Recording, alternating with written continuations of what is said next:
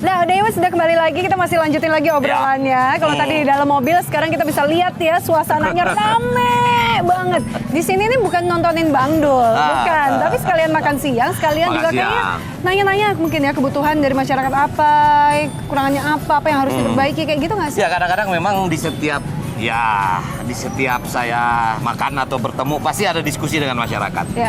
Walaupun mungkin ya kembali lagi tadi saya bicara tentang kewenangan kan, dia cerita soal kotanya begini, tunggu dulu. Nanti saya lapor ke bupati ya, ke wali kota ya. Nah artinya inilah sebetulnya sumber dari perencanaan pembangunan tuh dari masyarakat. Kita ada yang kita bilang musrembang, musyawarah rencana pembangunan. Itu memang dari masyarakat, kebutuhan masyarakat seperti apa. Misalnya gini, ini jalan Pandeglang ini, kalau dulu mungkin Pandeglang masih 200.000 orang, sekarang Pandeglang ini sudah hampir 1,2 juta orang, artinya sudah harus terjadi pelebaran jalan nih. Nah, itu dia. Ini kan juga bagian yang harus dibicarakan kan. Nah, ini sudah masuk dalam perencanaan kita. Nah, jadi itulah harapan masyarakat ya tentang jalan, tentang sekolah, tentang infrastruktur lain. Itu menjadi satu diskusi. Buat saya malah senang mendengar hal-hal seperti itu. Iya, kalau tadi kita udah kenyang banget ya, kita makan ya. Ini kenapa restoran yang di sini yang dipilih? Saya nih termasuk orang yang paling gampang makan. Apa aja mau gitu ya? Mau apa aja, enggak. Sebetulnya apa ya, minta maaf bukan berarti saya makan lebih rasanya lebih enak di restoran di warung begini soalnya kan.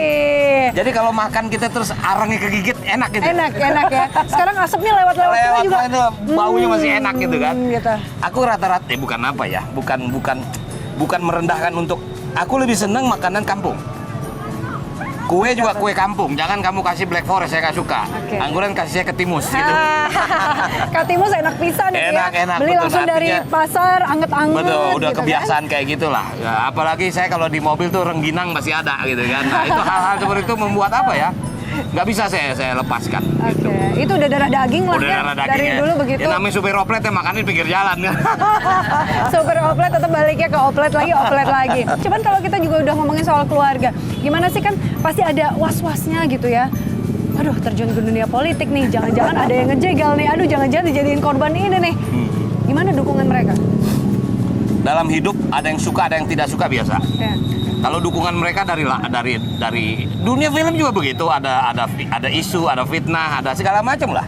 Tapi kalau kita bisa mensikapinya secara bijak nggak ada masalah. Apalagi sekarang jauh lebih bahaya dengan online atau dengan medsos. Waduh, ini lebih langsung kan. Kadang-kadang nggak ada sensor, membuat kita juga harus selektif sendiri lah. Artinya anak-anak sudah cukup saya didik lah untuk menghadapi situasi seperti itu.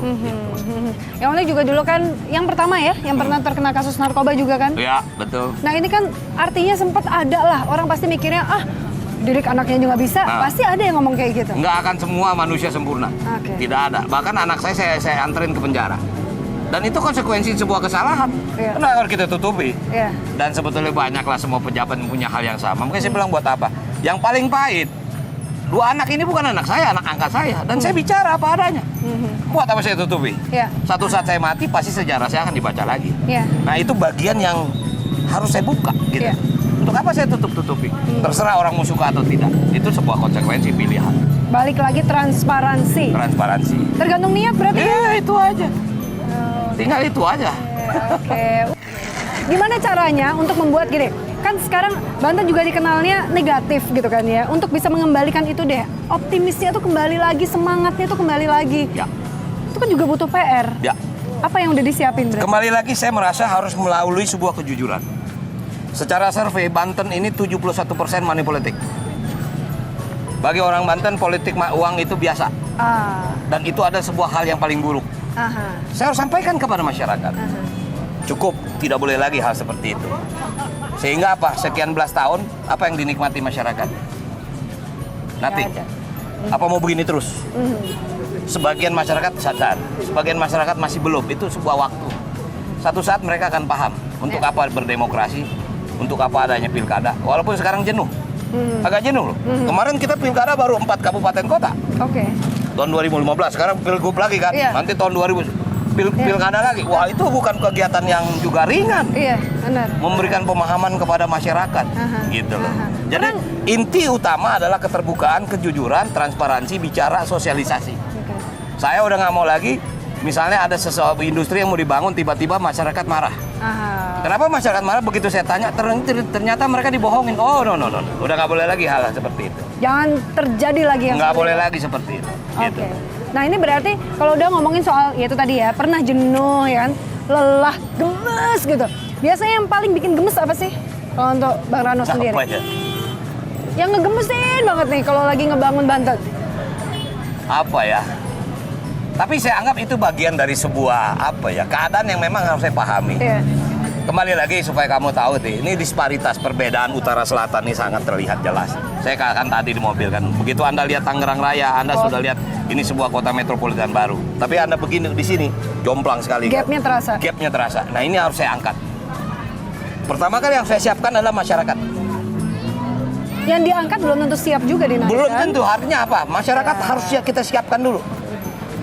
Tidak mungkin sebuah wilayah tanpa industri. Sudah dibuktikan. Pandeglang, Lebak tidak ada industri. Sehingga apa? Tingkat kesejahteraan rendah.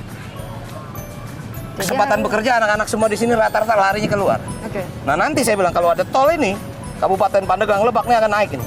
Sekarang saja sudah banyak investor yang akan masuk ke Pandeglang, Lebak. Cuman saya ketatkan adalah agroindustri. Tidak bisa lagi heavy industri seperti Cilegon. Tidak akan mungkin bikin Krakatau Steel yang ada di Pandeglang atau Lebak. Di sini adalah agro. Kenapa? Kultur masyarakat sini pertanian. Saya tidak mau merubah itu. Agro ini luas, ada pertanian, ada kehutanan, ada perikanan. Dan ini sumber-sumber yang luar biasa di Banten.